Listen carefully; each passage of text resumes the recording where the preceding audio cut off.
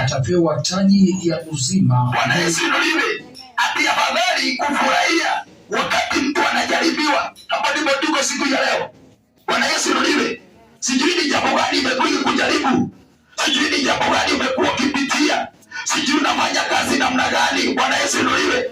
Hata nakwambia kwamba afadhali, nasikia kurudia mstari, ati afadhali kufurahia wakati unapopitia katika majaribu, kwa maana nasema bado ya kujaribiwa utapewa tuzo la ushindi, yaani utapewa baraka zako. Bwana Yesu inuliwe. Kuna mambo mengi umepitiziwa, kuna majaribu mengi umepigana naye. Hebu turudie hiyo James 1:12. Heri mtu anayevumilia wakati wa majaribu, kwa sababu akiisha kushinda hilo jaribio atapewa taji ya uzima Mungu aliyowaahidia wale wampendao. Bwana Yesu inuliwe. Akishinda lile majaribu atapatiwa ile tuzo na wale wanampenda Bwana. Haleluya. Unataka ujue kitu leo?